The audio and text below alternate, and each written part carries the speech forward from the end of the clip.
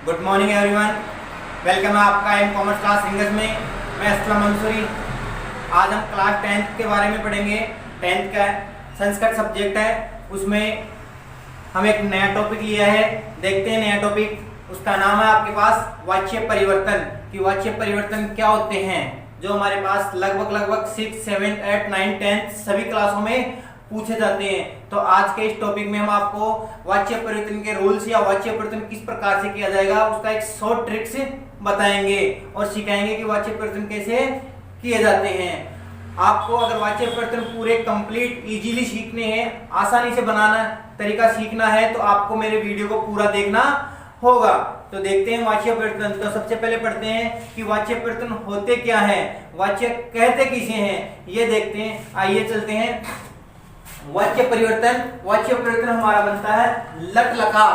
संस्कृत में लकार होते हैं आपके 5, उसमें पहला लकार है लट लकार। लट लकार का मतलब होता है वर्तमान काल। जो वाच्य परिवर्तन होते हैं सिर्फ और सिर्फ लट लकार में ही बनाए जाते हैं। लिट लकार, लंग लकार, लोट लकार, विधिलिंग लकार या आज्ञार्थक काल इनमें नहीं बनते, ये ध्यान रखना पहली बात। तो अब देखो वाच्य परिवर्तन क्या है। वाच्य क्या है? वाक्य के कहने के ढंग को वाच्य कहा जाता है। वाक्य के कहने के ढंग को वाच्य कहा जाता है। मतलब वाक्य किस प्रकार से कहा जाए, वाक्य को कहने का क्या तरीका है। आगे देखते हैं और भी क्या कह रहे हैं। वाक्य को अभिव्यक्त यानी बोलना, बताना, समझाना, अभिव्यक्त करने के अनेक ढंग होते हैं। वाक्य को कहने के बहुत से तरीके होते हैं, जिनमें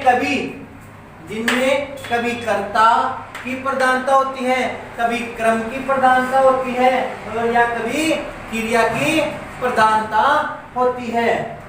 ठीक है, ये हो गया वाच्य। वाक्य को कहने के ढंग को वाच्य कहा जाता है। वाच्य में कभी कर्ता प्रधान होता है, कभी क्रिया मेन होती है, कभी क्रम मेन होता है।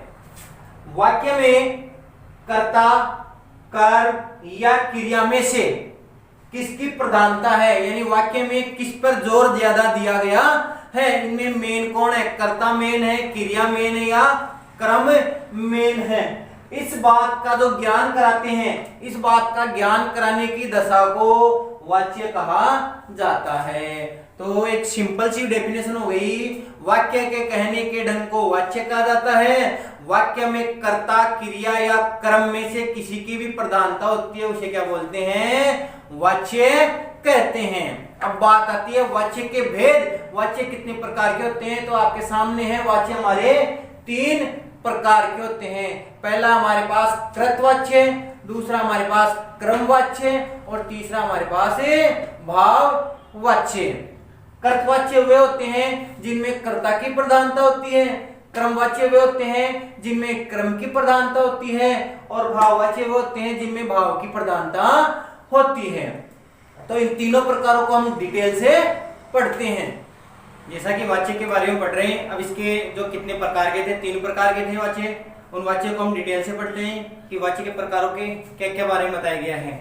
देखते हैं कर्तवाच्य। जैसा कि बताया था पहले कि कर्तवाच्य में कर्ता प्रधान होता है, जो मेन होगा उसमें वो कौन होगा, कर्ता होगा। इसमें कर्ता की प्रधानता होती है, इसमें जो मेन होगा वो कर्ता मेन होगा। इस कारण क्रिया का सीधा संबंध कर्ता से होता है।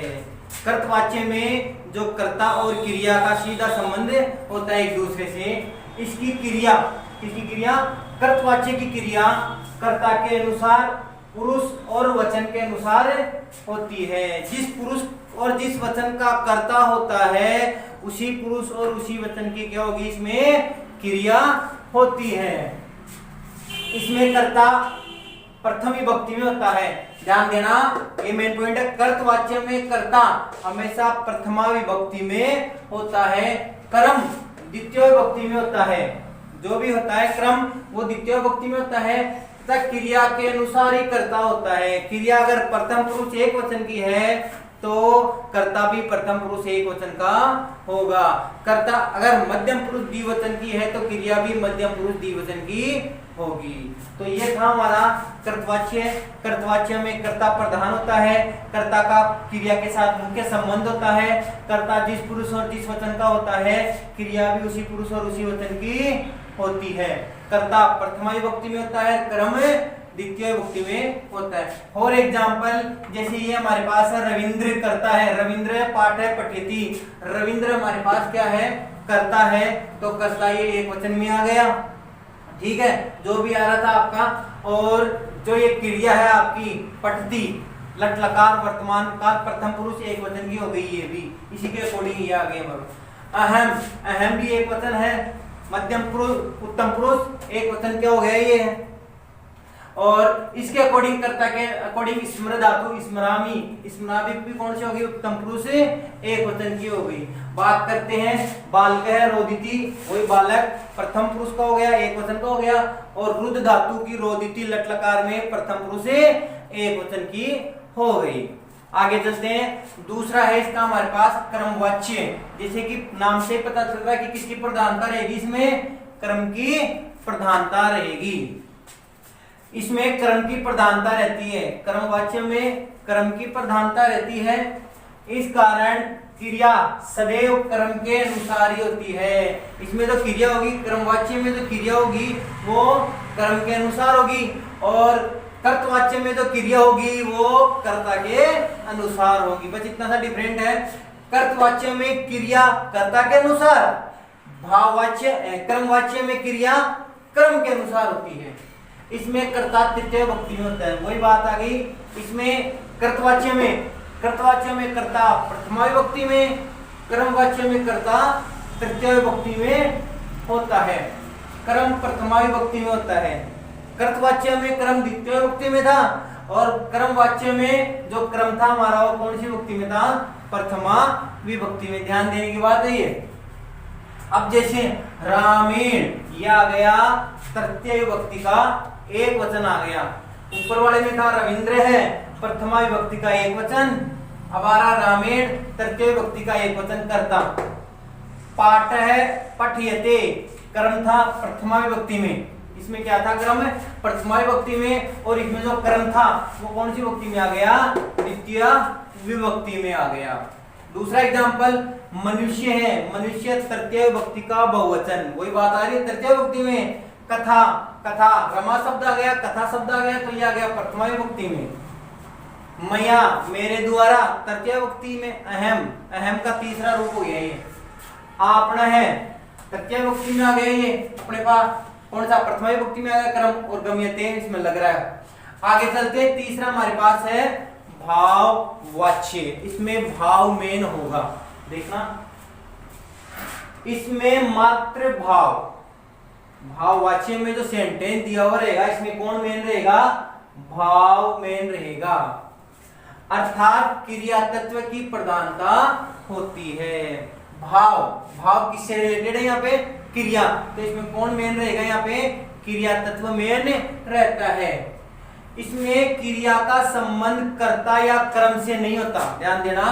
कर्तवाच्य में क्रिया का संबंध क्रम से होता है, क्रमवाच्य में क्रम का संबंध क्रिया से होता है, जबकि भाववाच्य में ध्यान देना, इसमें या भाववाच्य में जो क्रिया का संबंध होता है ना तो क्रम से होता है और ना ही क्रिया से होता है, भाव से ही होता है। डायरेक्ट किसका संबंध हो गया, भाव से ही हो गया। क्रिया का संबंध डायरेक्ट भाव से है, क्रिया का संबंध भाव से होता है, इसमें कर्ता होता ही नहीं। अगर फिर भी बाय द वे कर्ता होता है, यदि होता है तो कौन सी विभक्ति में होगा, तृतीय विभक्ति में होता है। जो क्रमवाच्य में कर्ता कौन सी विभक्ति में था, तृतीय विभक्ति में, वही भाववाच्य में भी कर्ता कौन सी विभक्ति में, तृतीय विभक्ति में होता है। तथा क्रम होता ही नहीं, और इसमें क्या क्रम होता ही नहीं, किसको किया जाता है, वो होता नहीं है।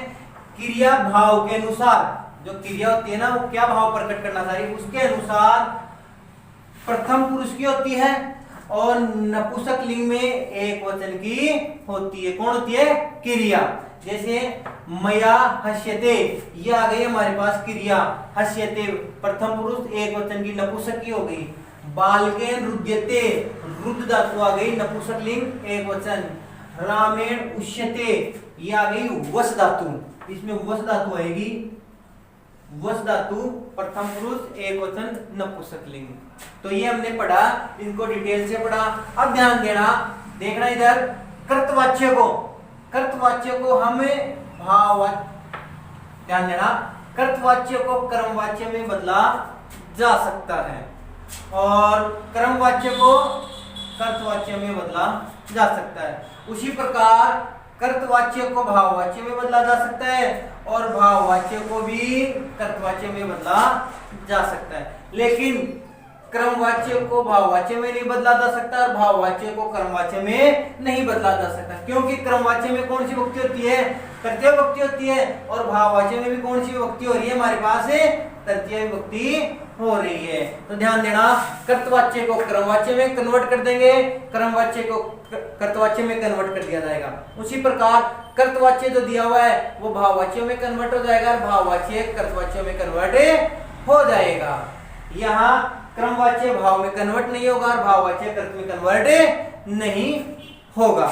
तो आगे अब इसके रूल्स पढ़ते हैं कि कर्तवाच्य को क्रमवाच्य में कैसे बदला जाता है, क्रमवाच्य को कर्तवाच्य में कैसा बदला जाता है, या भाववाच्य को कर्तवाच्य में, कर्तवाच्य को भाववाच्य में कैसा बदला जाता है। अब हम इसके रूल्स पढ़ते हैं, देखते हैं। तो बात करते हैं वाच्य परिवर्तन के नियमों की। तो सबसे पहले जो नियम हमारे सामने आता है वो आता है कर्ता में निम्न परिवर्तन होगा, कि कर्ता में क्या परिवर्तन किया जाएगा। तो जैसा कि बताया था, एक जगह कर्ता आपका तृतीय विभक्ति में आ रहा था भाववाच्य और क्रमवाच्य में, और एक जगह कर्ता आपका प्रथमा विभक्ति में आ रहा था, वो आ रहा था कर्तवाच्य में। तो देखना, कर्तवाच्य को क्रमवाच्य या भाववाच्य में बदलने में और क्रमवाच्य को और भाववाच्य को किसमें? कर्तवाच्य में बदला जाता है, तब क्या परिवर्तन किया जाता है? कहने का मतलब एक साइड आपका आ जाएगा कर्तवाच्य टू क्रमवाच्य, क्रम या भाव, कर्तवाच्य को क्रमवाच्य भाववाच्य में कन्वर्ट कर देंगे और क्रमवाच्य और भाववाच्य को किसमें कन्वर्ट कर देंगे? कर्तवाच्य में।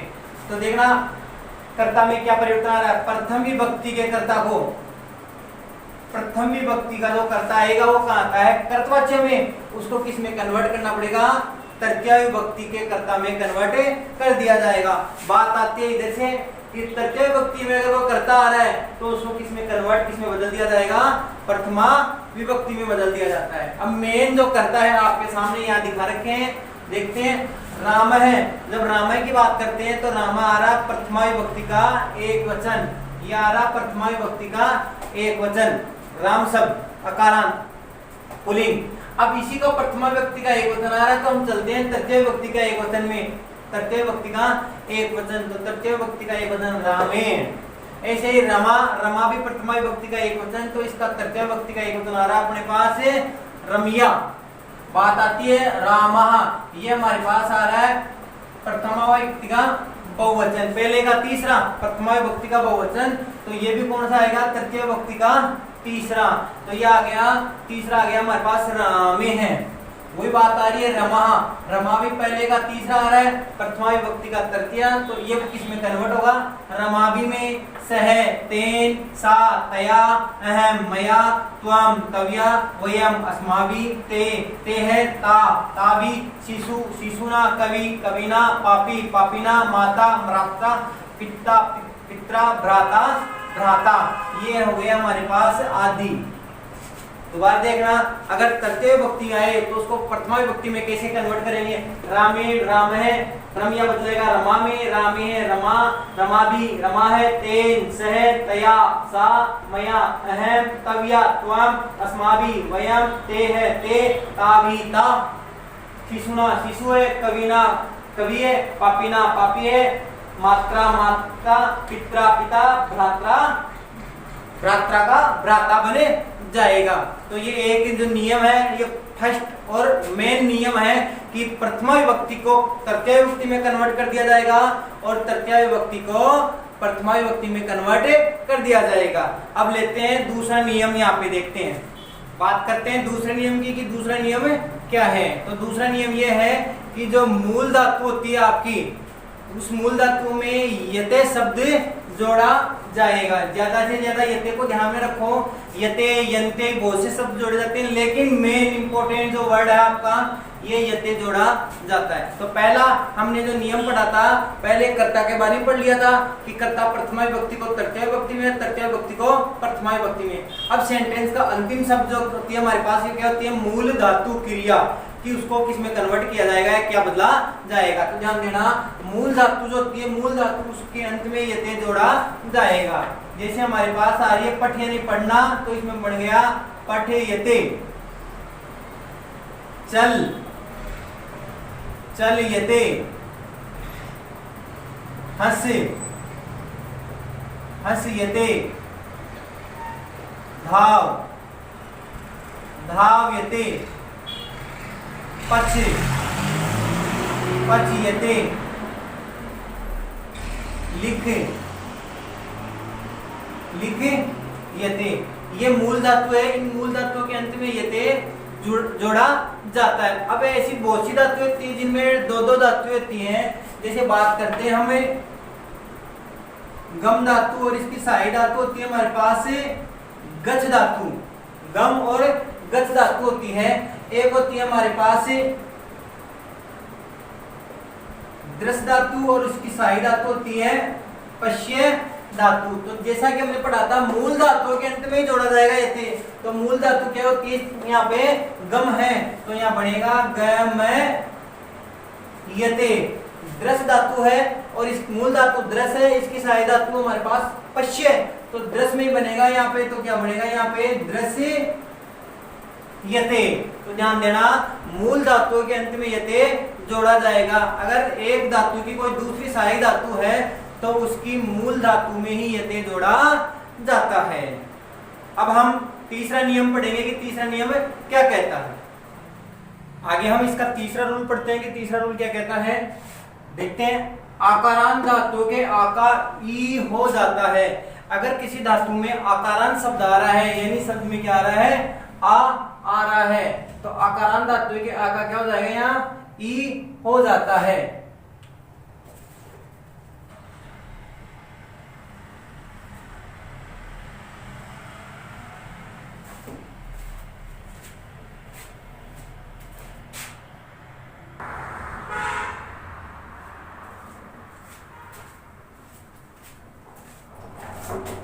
तो देखते हैं कि थर्ड रूल इसका क्या कहता है। क्या कह रहा है ये कि आकारांत धातुओं के, अगर धातु में आ शब्द आ रहा है, आकारांत धातुओं के आ का यहाँ क्या हो जाएगा, ई हो जाएगा, बड़ा ई हो जाएगा। आकारांत धातुओं के आ का ई हो जाएगा। दा दा का हो गया दी, और क्या जुड़ गया, यते। पा ये मूल धातु है, सहायक धातु होती है इसकी पिब, तो पा का क्या बन गया, पी, और धातु के अंत में क्या जोड़ा है, यते। स्था मूल धातु है, तिष्ठ सहायक धातु है, तो ये हो गया स्थि और यते जोड़ दिया। हा ही यते, विद्धा विधि और यते जोड़ दिया। मा मी यते जोड़ दिया। लेकिन कुछ अपवाद स्वरूप कुछ ऐसी धातुएं भी होती हैं जिनके आकारांत धातु में कोई परिवर्तन नहीं होता है। वो दो धातु है अपवाद स्वरूप की, इनके आकारांत धातु के आ में कोई परिवर्तन नहीं होता, जो कि त्यों ही रहती है। घ्रा, तो ये ऐसा कैसे बनेगा, घ्रा और यते जुड़ गया। सूंगा सूंघना, ज्ञा जानना, ज्ञा से बन गया ज्ञा, यते बनता है। देखते हैं कि फोर्थ नियम क्या कहता है। धातु के जो अंतिम शब्द आएगा ई और ऊ का, यहां हो जाएगा दीर्घ हो जाएगा। कहने का मतलब जो छोटा ई है उसका तो क्या हो जाएगा, बड़ा ई हो जाएगा, और जो छोटा ऊ है उसका बड़ा ऊ हो जाएगा। तो देखते हैं, ई धातु है तो ई छोटा है तो ई हो गया बड़ा, और अंत में क्या लग गया, यते, ई यते। ची छोटा ची, तो ये हो गया ची बड़ा, और अंत में लग गया यते। जी छोटा जी तो बड़ा जी, और यते। नी न्ये सहायक धातु है तो नी पहले से बड़ा है, तो ये हो गया नी यते। क्री पहले से बड़ा है, खरीदना, क्री यते। सु है छोटा है, सु तो श्रु और यते इसमें जोड़ा गया। हु तो ये हो गया बड़ा हु और यते। दू छोटा है तो यहाँ कर दिया बड़ा दू, और इसके यते जोड़ दिया गया। तो ध्यान देना, छोटा ई का बड़ा ई कर दिया जाएगा और छोटा ऊ का बड़ा ऊ कर दिया जाएगा। अब देखते हैं आगे 500 पॉइंट क्या है। तो अगला नियम चलते हैं। अगला नियम क्या कह रहा है? ऋकारांत, री से सब शुरू होगा। ऋकारांत धातुओं के जो अंतिम री होता है उस री का क्या हो जाएगा? री हो जाएगा। यानी री को किस में कन्वर्ट कर दिया जाएगा? छोटी री की मात्रा में कन्वर्ट कर दिया जाएगा। फॉर एग्जाम्पल क्री यानी करना, तो क्रे कह तो कह है, लेकिन इस जो री है, री को हम किस में? री में कन्वर्ट कर दिया जाएगा। तो यह आ जाएगा री, क्री और यते इसमें जुड़ जाएगा। जैसे म्रे, तो ये हो जाएगा म्रे का म्री और यते इसमें जुड़ गया।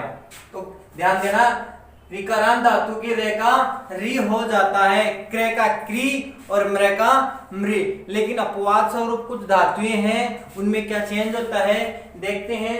धातुओं के जो कुछ अपवाद स्वरूप धातु है जिसमें री का क्या होता है? अर हो जाता है। अर का मतलब है आधा रे हो जाएगा। जैसे स्म्र, तो स्म्र, स्त्र और मैं को तो मैं लिखा, लेकिन जो ऋकारांत री है उस री का क्या हो जाएगा? आधा रे हो जाएगा।